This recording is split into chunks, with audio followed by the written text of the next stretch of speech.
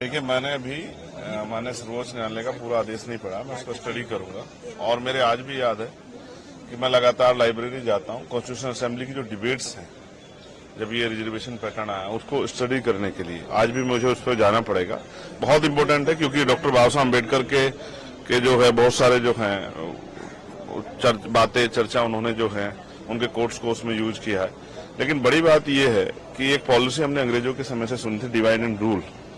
मुझे ऐसा लगता है कि ये जो एकजुटता शेड्यूल कास्ट शेड्यूल ट्राइब के लोगों में हो रही है उसको तोड़ने के लिए डिवाइड एंड रूल की पॉलिसी को इख्तियार किया जा रहा है।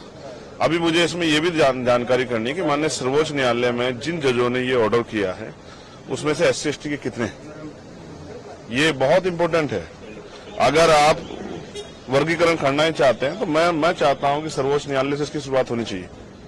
भाई वहां तो लंबे समय से कुछ ही परिवारों को कब्जा किया और चलो SC/ST OBC को तो आप घुसने नहीं दे रहे हो, लेकिन क्या सामान्य जाति के और लोगों में अवसर नहीं है तो उनको भी आप मौका नहीं दे रहे हो। तो अगर आपको करनी है किसी वर्गीकरण की शुरुआत तो शायद वहीं से की जाए। सर्वोच्च संस्था नीचे से क्या करना चाहते हो? क्या मॉनिटरिंग किए कभी SC/ST के जो आपने ऑर्डर किया था रिजर्वेशन इन प्रमोशन का, आपने कहा सरकार दे सकती है, क्या कभी मॉनिटरिंग किया आपने? SC/ST का बैकलॉग भरा गया, कभी आपने मॉनिटरिंग की? SC/ST पे जो कास्ट एट्रोसिटी हो रही है किन जातियों पे हो रही है, आपने कभी मॉनिटरिंग की? क्या आपको जानकारी है कि क्या आंकड़े हैं SC/ST को जो रिजर्वेशन मिल रहा है नहीं मिल रहा है, उनकी आर्थिक स्थिति के क्या आंकड़े हैं आपके पास? बंद कमरे में बैठ के कुछ भी फैसला ले लिया जाएगा और मुझे फिर कॉन्स्टिट्यूशन के साथ खड़ा होना पड़ेगा। आर्टिकल 341 क्या कहता है? क्या ये आर्टिकल 341 का वायलेशन नहीं है? आपने इकोनॉमिक वीकर सेक्शन के आधार पर EWS के फैसले को जो है मान्यता दी थी, क्या वो एंटी कॉन्स्टिट्यूशनल नहीं था? तो बहुत सब चीजें। और फिर एक और जस्टिस हैं बेला द्विवेदी जी, उनके फैसले को भी उन्होंने असहमति जाहिर की, उसको भी स्टडी करना पड़ेगा। तो इसलिए कह रहा हूं बहुत बड़ा विषय है।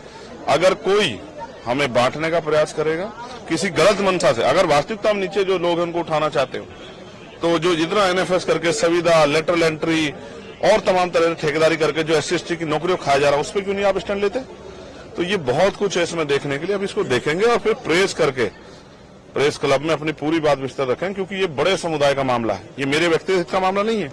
ये एक बड़े समाज का जो आजादी के 75 साल बाद भी, जिसको हम अमृतकाल कह रही है, सरकार अमृतकाल कह रही है, और जिसको कह रहे हैं विकसित भारत, उसकी 5वीं देश की दुनिया की 5वीं अर्थव्यवस्था की जहां बात हो रही है, वहां SC/ST कहां खड़ा है? क्या कास्ट एट्रोसिटी खत्म होगी? क्या जाति के आधार पर क्या स्टेटस बदल जाता है? एक IPS एक IAS बन के जज बन के क्या शेड्यूल कास्ट शेड्यूल ट्राइब का स्टेटस बदल जाता है?